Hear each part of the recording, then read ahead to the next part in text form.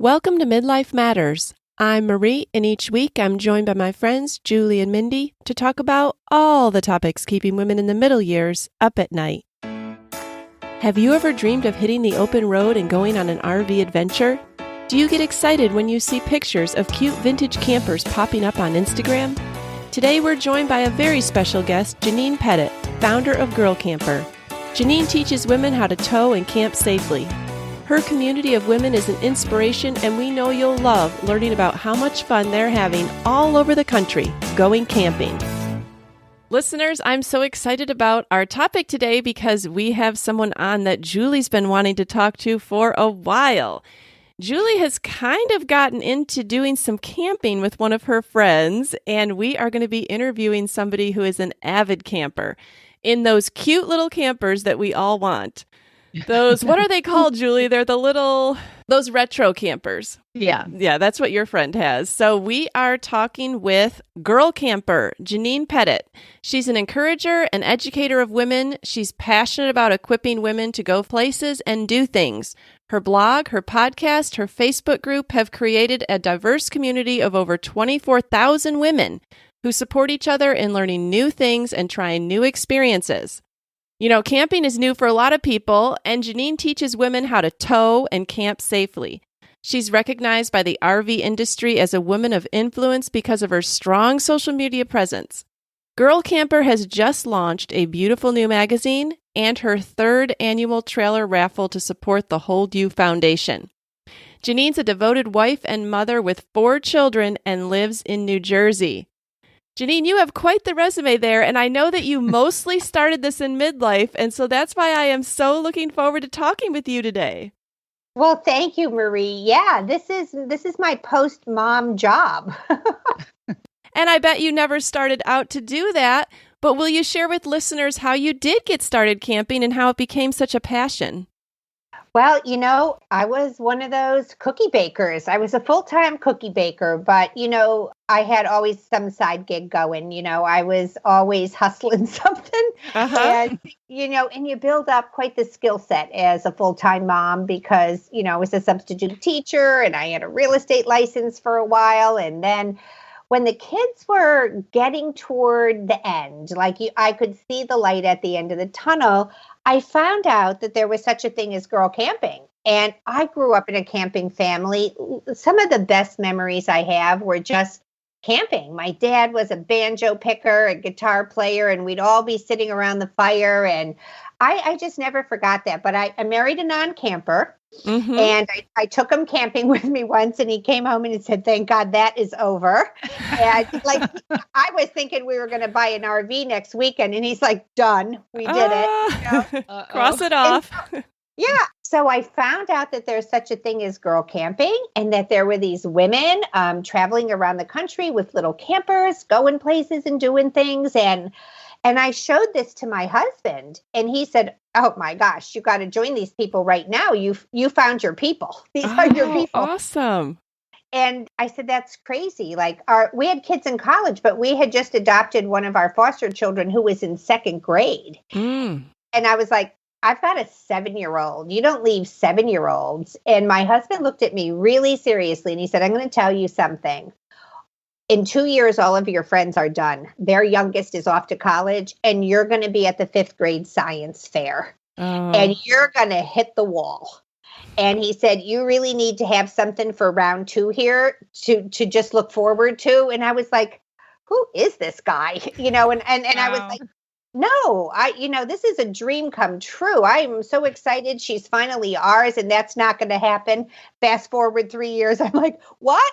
We don't have a babysitter. Everyone's going out to eat, and we couldn't go with our friends because we didn't have a babysitter, and our other kids were out of the house." And so I bought a little camper, and it gave me really something to look forward to in those last years getting over, it was the extended parenting program. I was at my youngest daughter's senior year in high school. I was at back to school night, and I sat there and I went, "Oh, let me do the math here. This is my 27th year in a row of back to school nights." Oh, wow. So being able to get outdoors again, feeling like a little independent, feeling like having that girlfriend time out of your mom and wife role, because a lot of the time we spend with women, it's at school, at a PTA, at a sporting event. This was women just be out there by themselves without a goal that was related to their family. And that was just crazy town to me at the time, you know, right. But it really, it got me over the hump. That sounds really refreshing to have that kind of time where you're not focused on the things that fill your mind 24/7 with your family. Mm-hmm. Well, what inspired you to start this community of girl campers? So you became a part of girl camping, but what prompted you to start this official? Well, because I grew up in a camping family, and I'm one of 7 children, and I'm number 3 in the pecking order.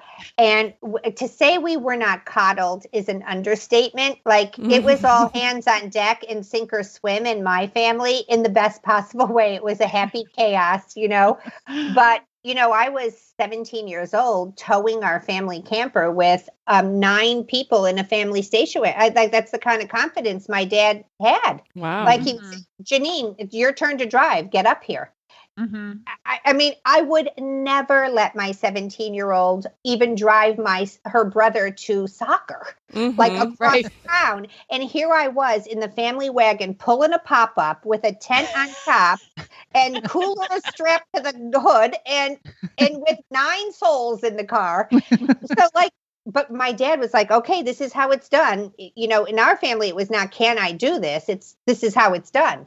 So when I got out there and I saw women pull up to the campground with these little tiny tow vehicles and big campers that they just bought off eBay, I'm like, oh my gosh, do you know those chains are not strong enough? And do you know that this is not the right hitch? And this doesn't look safe to me. Right. And then I'm like, these people get inspired. Like, you see the groups online. This is so inspiring. Oh my gosh, this looks like so much fun, right? But you need the right tools and you need to do it smartly and safely. So I'm like, started writing a little blog, like, this is what you need to know about your tow vehicle, your gross vehicle weight, your chains, your safety. And that kind of just, when you do something you love, it just kind of snowballs. And then Go RVing, which is the marketing arm of the RV industry, kind of spotted me somewhere and said, who's this crazy camping lady? And would you write a blog for us? That really legitimized me in a way that I probably shouldn't have been at the time, but it made me up my game, Right. That is, oh my gosh, this is completely fascinating. I would love for you to go ahead and tell us what type of woman makes up the community of Girl Camper? That is the coolest thing, because our community is so diverse. I would say a lot of it is kind of empty nesting and midlife moms, the bulk of it. But within that group, we've got everybody. We've got single, divorce. We've got women who are married to couch potatoes. We've got straight and gay and, hikers and non-hikers and knitters and people. You'll get out at the campground and there'll be a group of women doing crafts at a table. And then there's another group of women who are going to climb the 14er, oh, wow. It's just like diehard athletes and somebody bring me my ice cream soda, so love it. People say to me all the time, what do you do when you go camping? I said, whatever the hell you want. Because we have been serving in the happiest of ways, of course, for all of these years. And when you get to the campground and you think, if I wanted to, I could lay in bed and watch a movie on a Saturday afternoon. That's not even a crazy option for most women.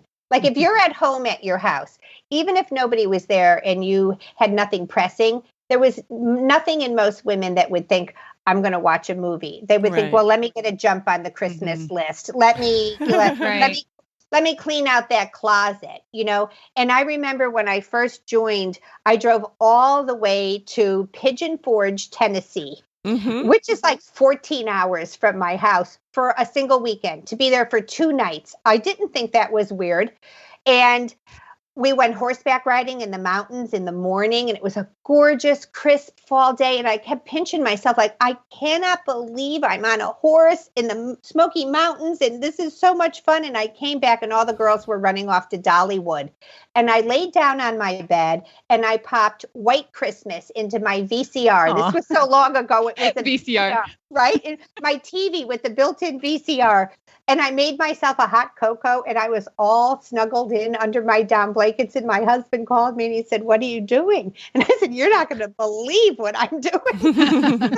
I am watching a movie under my down blanket, drinking hot cocoa in my little house on wheels. And he said, "Shut off the phone so nobody calls you, and just sink into it, you know." Oh, that's so nice. Yeah. And so, I mean, so we've got women like, you just get to do whatever you want, and you don't have to be something for someone. Mm-hmm. Well, that's so impressive to hear. What would you say? I've recently read your blog, and I would love for you to share just kind of the common denominator that pulls this community together, the diverse group of women, all different walks of life, like you mentioned, just coming around the circle together. Could you just kind of talk about the things that bring us together, especially when it feels like there's so many things that can divide us right now? Yeah, I'm so glad you asked that, because as kind of the admin of and the founder of the brand of Girl Camper, you inadvertently fall into a leadership role that you didn't sign up for, and you want to be sensitive to everybody. But then again, you also don't want to police people, So what happened with me is I thought, we have all these different people, and we've done this thing in our society now where everybody is expected to understand what your Achilles heel is. So, okay, I've been wounded in this way. I'm an adult child of an alcoholic. I had a mentally ill mother. I was abandoned by my husband. Everybody's got something. It's a wounded world out there. And honestly, that's why we go camping. But we've developed this thing in our country now where we're expected, and it's perpetuated in the media, we're expected to understand everybody's wound, the appropriate language to speak to that person, respond to them in that language. And then if we don't, we're something, we're this, and this. And I thought, no, I can't do that at Girl Camper. So I looked at it and I said, our common denominator is that we're all women. And when I think about the role of women, we wear a lot of hats as women. We have many more things that unite us than divide us. So we're sitting around that campfire. And even if you're not a mother yourself, you're an aunt, you're a sister, you are maternal. Women are maternal. So we all have that common denominator of being caretakers, being educators, being people who want to help. And so we work, we have aging parents we're taking care of. We have kids that maybe didn't launch the way we wanted them to. We're still worried about them. So I was like, this is where we're together, right? And when you sit around that campfire and you hear those women tell their stories, then you understand, I'm not in a place to judge her response. Like, I can't look at this woman and say, why is she doing that? That's not my job as a woman in our circle. So our job as the women around the campfire is to say, I'm so sorry that happened to you. I think you're doing a great job with those kids, considering you have to do it all by yourself. And man, you look amazing for someone who works 60 hours a week. Like, we need to be upholding women and uplifting women and getting rid of this idea that it's our jobs to tell them where their thinking is not right. You're this-ism, that-ism, that-ism. Like, it's not our job. So I think as a community, I try to create an environment in which, rather than telling people where they're falling short, because we all have enough people in our lives doing that for us, we want to be a community in which we're lifting women up and saying, you know what, I don't care if you voted like me, I don't care if you dress like me, I don't care if you hike and I sew. You're just a woman in my circle, and I want to honor the fact that you're just a fellow human being trying to tread this life, with all the things you have going on, just like I am.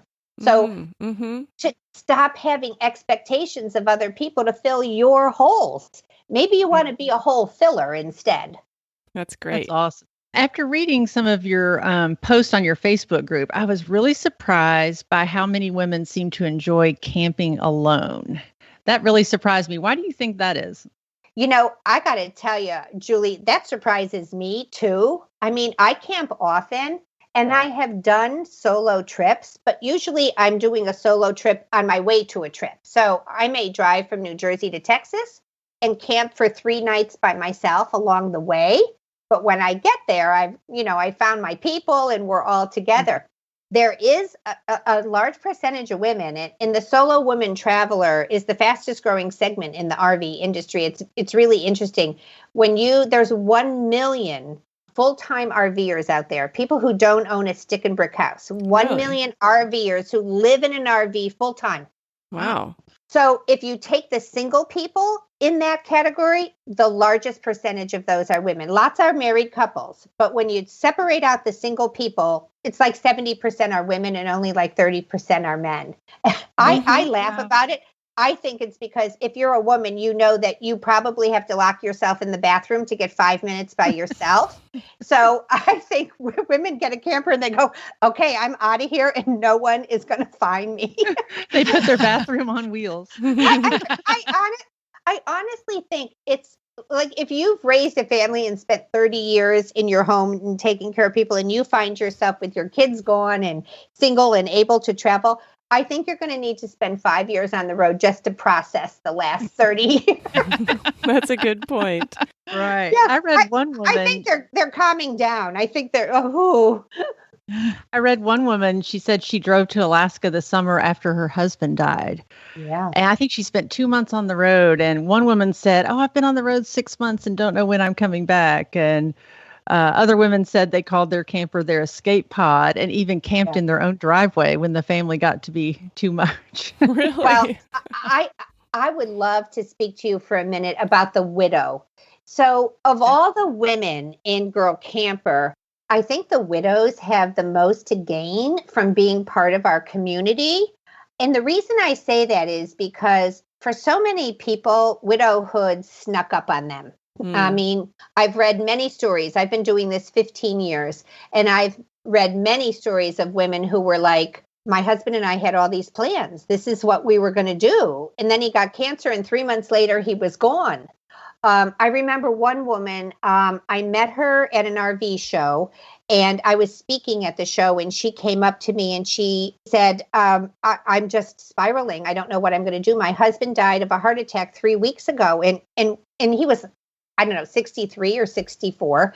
And she said, we just retired. We didn't get to do all of the things we were planning on all these years. And she said, we were going to buy an RV and they were looking at big things. So I just walked around with her and I said, really just saying to her, there's people out there who will help you. And this is not the end of life. Let's try to think that this is a transition that you didn't want. And so helping women ease into, that stage of life. And, statistically, it's going to happen to more of us than it's going to happen to men.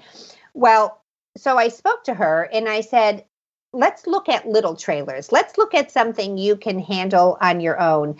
And I showed her some things and we just talked and I took her card and I called her once or twice. And then I kind of lost track of her. I was camping in Pennsylvania like 3 years ago, and I'm walking up to the camp store, and I saw her in the little trailer. And I'm like, Patty, oh my gosh, do you remember me? And she said, remember you? You changed my life, and not me personally, but this community. And she had the little trailer that she bought, and she said, I've joined a women's fishing group. She had stickers all over the back of her camper of all the places she had been. And so I love that this group gives hope to widows because you had this plan to do this with your spouse, and that's not possible now. So you find people like, it's not what I wanted, but I can be happy again. I'm not going to sit here crying until, I join him again on the other side. And, that's a really tough row to hoe. And so I'm proud of the way our community kind of circles around the widows and just like, we'll be your people. That's so neat. That's so inspiring. I can actually see myself doing that. I could see you doing that too, Julie. Me too. I never really have thought about it, but I think I could do that. Yeah. Well, you know what's funny, Julie? I find after 15 years of camping with all these women that they kind of fall into two categories. You'll sit around the campfire, and women who are married, the women who are widowed will often say, oh, I miss my husband so much, and I'm having fun with my friends, but it's sad sometimes and it's lonely sometimes. And so many of the married women are like, boy, if my husband goes, I'm never doing this again. I am hitching up and taking off with my girlfriends. And, like it's an interesting perspective, and I read an article someone wrote about the sadness when their father was widowed, and 6 months later he got remarried, and they were all still reeling like mom isn't here. And the dad comes home with a wife.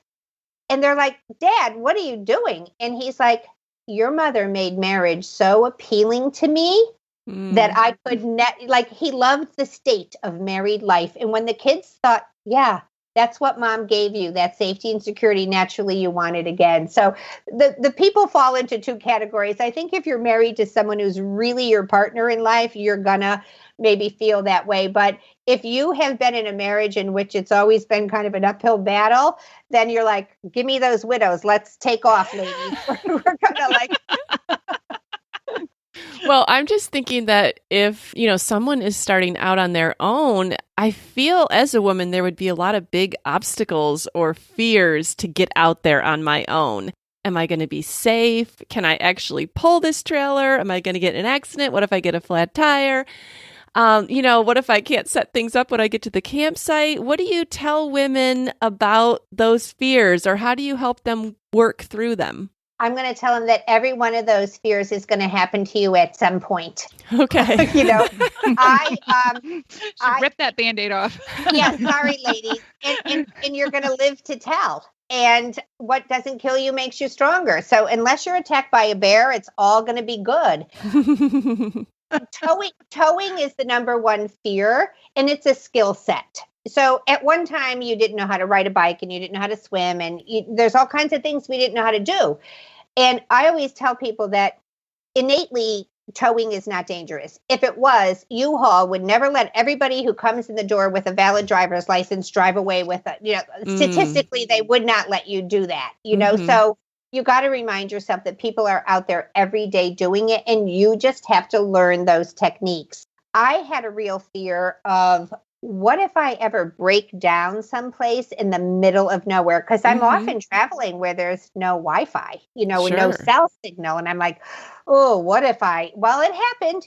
I was in Custer State Park in South Dakota, and I was driving to Cody, Wyoming, and my check engine light kept coming on. And I was like, the sign on the highway was like 47 miles to the next exit. Well, you have no idea what an exit in the middle of Wyoming looks like. It's nothing. It's a gas station if you're lucky. It's nothing. And so it went on, and I had to pull over, and I was like, I have this weak signal, so I had to make a choice right now. Do I turn around and go back towards Sturgis, which is 80 miles back from where I just came from? So at least if I'm going to be broken down, you have to, sharpen your senses and go, what would you want your kids to do? If your daughter called you and said, Mom, you'd say, turn around and get back in the right direction, right? So that's what I did. And my wastegate valve on my truck was broken, and I had to spend 2 days in some Ford dealership in Sturgis, and I was missing all the fun, and it got fixed, and I went on my way. So stuff is going to happen, but really, the way we're connected these days, it's really, in all the years that I have been camping, I have never been at a campground where I felt unsafe. And now that being said, I am not one of these women who boondocks in a Walmart parking lot by myself. My husband has some rules for me, and I'm happy to accommodate him, because while I'm out having fun with my friends, he's paying the bills and feeding the dog. So, I feel like it's the least I could give back to him. And one of his rules is, unless when you're traveling alone, unless you're in a private campground that's gated, you just stay at a hotel. I mean, and I accommodate him, so I'm not one of these people who finds some remote area and parks there. I wouldn't get a wink of sleep. So, right. but I know women who, boondock and really remote places by themselves. And a lot of the women who are solo travelers, they're packing, and I was down in Texas with about 100 girls and we were camping in a field in the middle of nowhere. And my husband says, "Do you feel safe?" And I said, "I feel sorry for anyone who would approach any one of these Texas girls."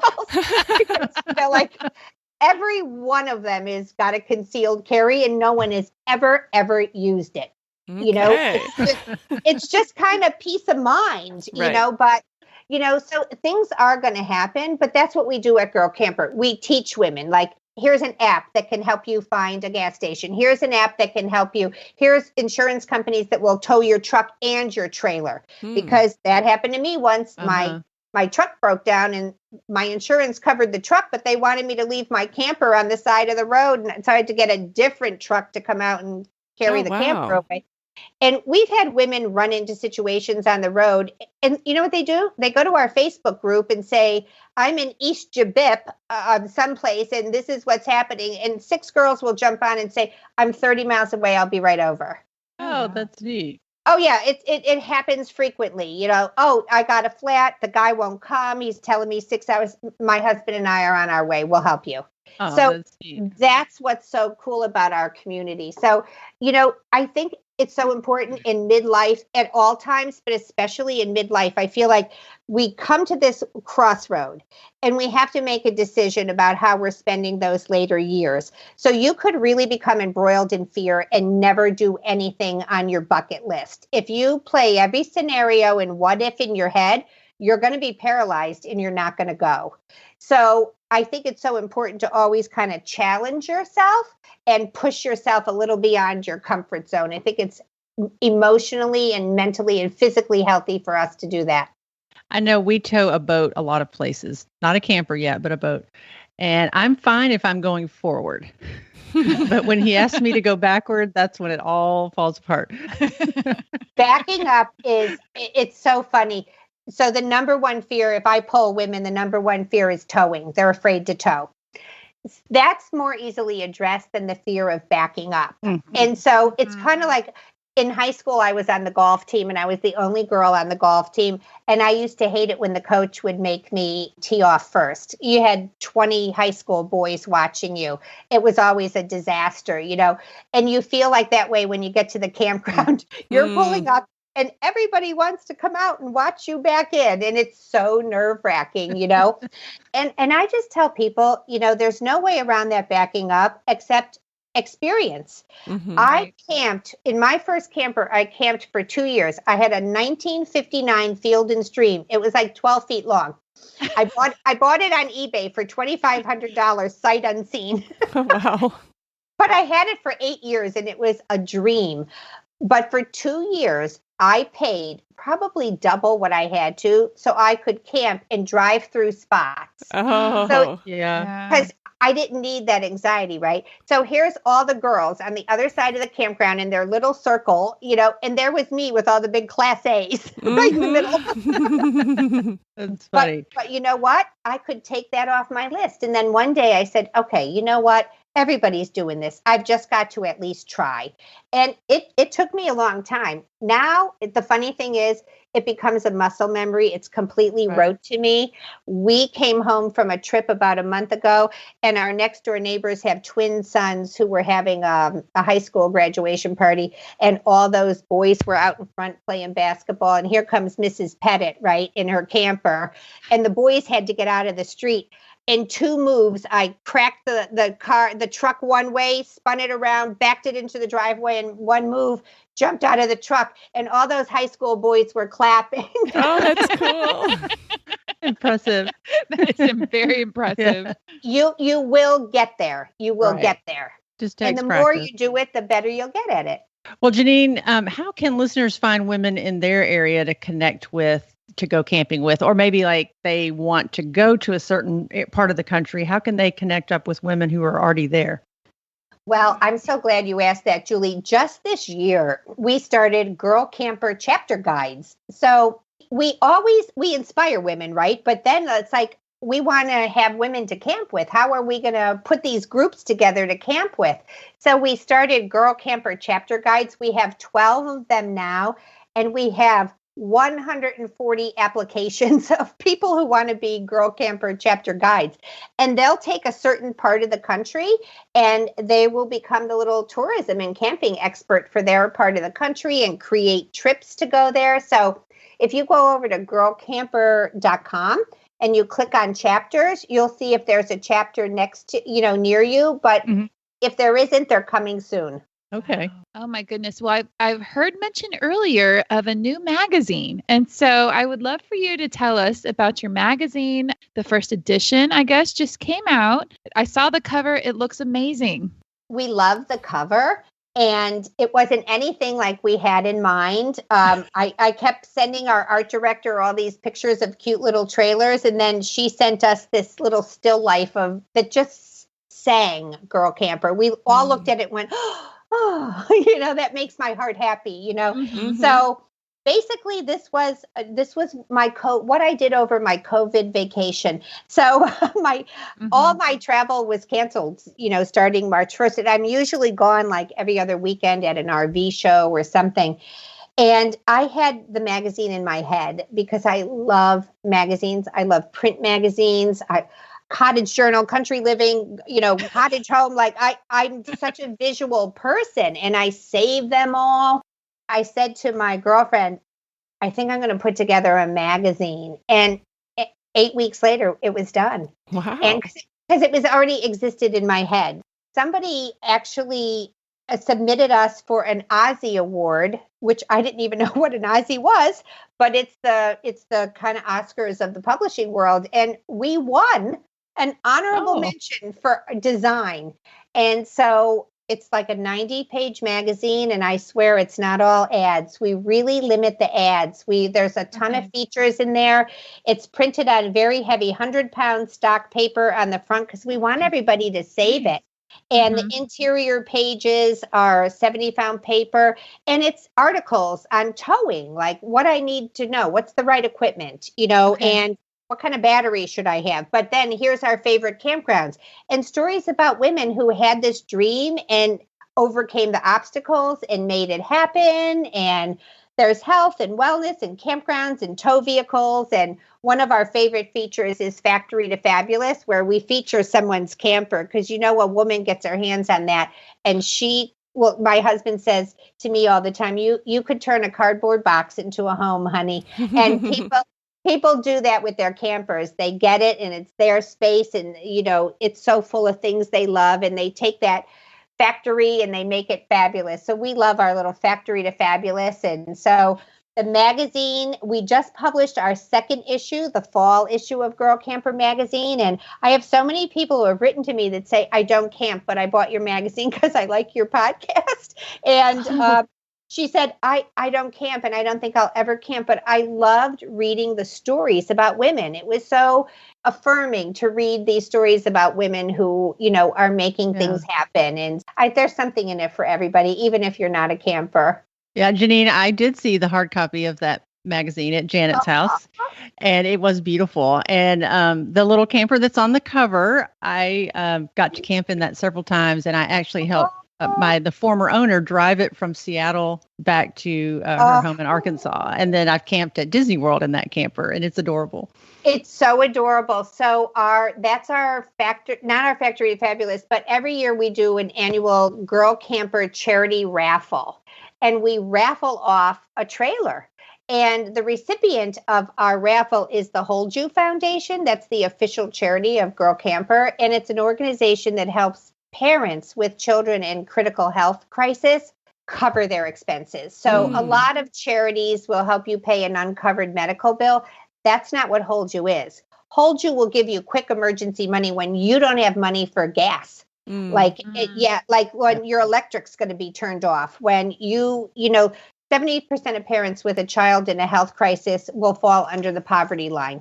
So while you're taking off work to take care of your child, things are falling apart. So the mission of Hold You is that we hold you so you can hold your child. And we just love this foundation. So this is our 3rd year. And that little trailer you're talking about, Julie, looks vintage, but it's a 2016 Relic trailer, woman-owned business. A woman started this manufacturing firm building these little Relic trailers in 2015. And we bought that from one of our girl campers who just had a change in life plans, and she upgraded to something a little larger. And we thought it was just darling, and it's on the cover. And you can buy a raffle ticket for it at girlcamper.com. They're only $10. And yeah, I bought mine. You did? Well, campers have raised $100,000 for Hold You Foundation in the last 2 years. So that's a lot of tanks of gas and bags of groceries for families in crisis. So we're really proud of that. Oh, that's awesome. Yeah. Well, Janine, what would you say to somebody who has listened today and they've thought, man, I've never even thought about camping in campers by myself, but it sounds so cool. How would I even get started or think about making this a reality? Well, I would think that you would just, first of all, join our Facebook page, because that's such a great community and it's a great place to ask questions. You know, it's built-in crowdsourcing. So people get on there all the time. And it's interesting to me because a great deal of our followers are actually wannabes. They're not people who camp. They're looking, they're watching, they're like, how can I get in on this? So I would start by joining our Facebook group, and then also listen to the Girl Camper podcast, because we've done 220 episodes covering everything from, you know, what is a girl camper to how do I know if my tow vehicle can tow this camper? And then also subscribe to the magazine, and you'll feel so much inspiration from that. But our community will help you get there. Yeah. What's your most inspiring girl camper story that you've heard from your followers? There's so many over the years, but one that always sticks to me and I'll never forget, it's kind of old now. And it was a husband who listened to my podcast, and he wrote me a letter and he said, I listened to your podcast and I wonder if I could co-opt you to help me help my wife. And he said one of our children had, you know, just something catastrophic happen to her. And it's been so devastating to my wife. And he said, our daughter has gotten a lot of help in therapy and moved on, and she's doing very well, but my wife is not. And kind of in our family crisis, she lost a lot of her girlfriends and isolated. And he said, I listened to your podcast. I think my wife needs a camper. Oh, wow. And so he went out and he bought her a little tiny teardrop trailer and a tow vehicle. And on weekends, they would go camping together, but he would always drive and hitch everything. And he's like, I really need you to help her understand that she's able to do this. So I called her up and we set a goal that she would take that camper to West Virginia from Ohio, where we were all going to meet. And her husband is such a great guy. And he's just a super husband. We gave him a t-shirt that said super husband. And so just so he could give her the confidence, he rode shotgun with her all the way to the campground the weekend before, so she could see every road and everything. Oh, wow. And then the next weekend she had to do it by herself. And it was like she finished the Los Angeles Marathon or something when she got there. She was like, I did it. But it wasn't just that she towed. It's that it was the first step of her coming out of that dark, dark place she had been in. And if you want to fast forward 5 years, that little teardrop lasted about 1.5 years. And then she and her husband got an Airstream. He's a pilot and he'll be gone for 10 days at a time. He flies internationally for a private company. So they'll be somewhere in Arizona and she'll drive him to the airport and he'll be gone for 10 days. And she's driving all over and camping by herself in that big Airstream with her dogs. And oh, wow. I love looking at that journey, which really started with an incredible deep love her husband had for her. It's really even hard for me I always get choked up when I get to this part, because I mean, she really had someone in her corner to get her started. But once she got there, she's such a deep part of this community now. And it was really life-changing for her. And I think for a lot of women, once you accomplish this, it's a question in your heart. Like you gain so much confidence. There is the next thing, like, what am I going to do now? Now that I know what I'm made of, am I going to write that book? Am I going to hike the Appalachian Trail? What am I going to do? It just opens your life to so many other things. That is such a cool story. I love it. She might not have found that without her husband stepping in. That's so neat. That he was so concerned about her, and he traveled a lot. And he said, I hate it when I'm gone because I know she's, when I'm home, I get her out of the house. But when I'm gone for 6 or 7 days at a time, it just kills me to think of her just at home, So she's not at home anymore, man. She is having a ball. That's awesome. Well, that is so inspiring. And I'm sure many of our listeners are inspiring by hearing that story and all the things you've shared today, Janine. If listeners want to come and find you, you said that they should go to your Facebook and your website. Do you want to give those for listeners one more time? And also your podcast.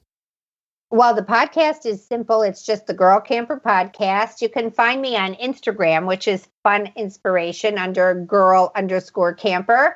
And just head over to our website, which is girlcamper.com. And you can read all of the information that our Girl Camper chapter guides all have their own little microsite within the Girl Camper website. And you'll just find tons of stuff. You'll fall down a rabbit hole and waste half a day.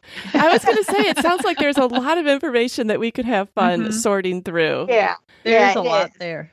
And don't feel guilty about it. No. We'll just remember your story about watching White Christmas with the hot cocoa. I know. Yeah. That's what I was just thinking. It's interesting because one of the things when I'm working with women is helping them give themselves permission to have some fun. Yeah. So once they get past it, you wouldn't believe how they get over it. Well, thank you so much for joining us. We hope some listeners will be inspired to come and find you. Listeners, let us know if you already are a member of Girl Camper or if you've been considering camping on your own. Find us on Instagram at Midlife Matters Podcast or send us an email at midlifematterspodcast@gmail.com. We'd love to hear from you. Janine, thanks so much for joining us again. We loved getting to talk with you. Oh, thank you, all of you. This has been so much fun for me. And thank you for sharing the love about Girl Camper. Maybe there's a few campers out there and we can get them going. Yes. Yeah, I'm sure there are. Can I just add, Marie, that I should have said this. You don't have to have an RV to be a Girl Camper. We host our events. And we always choose a campground with rental cabins. You can rent an RV from outdoorsy.com. They'll deliver it right to the campground for you. So there's all kinds of ways for you to camp like a girl if you don't own an RV. So this is a great way to just jump in without having to make a big investment. Plus, you can tent camp. Yes, that's amazing. I would have thought that somebody would just deliver the RV to the site. That takes away the whole towing and everything. Oh, yeah. So, check out outdoorsy.com, and then they'll deliver a camper it's a peer-to-peer. So you're renting it from somebody. So you're helping them and they're helping you and it's all good. Awesome. Wow. All right. There's a whole world I never knew about out there. I know. I love it. If there's one of the three of us that I predict will become a girl camper, it is Julie. So probably in a couple of years, we'll be hearing about her adventures. You'll join our subculture, Julie. Yes. All right. Well, thank you, Janine. And I hope we get to talk to you soon. Thank you so much, ladies. Have a great day. All right. Thanks. You too. Bye. Okay. Thanks, Janine. Bye. We're so happy you joined us today. You can find the show notes for this episode at midlifematterspodcast.com. Also, please tell a friend about the show and help them hit the free subscribe button on their favorite podcast app. Be sure to follow us on Instagram at Midlife Matters Podcast. That's where we post pictures and stories about all the things we talk about in each episode. Thanks for listening, and we'll see you next week.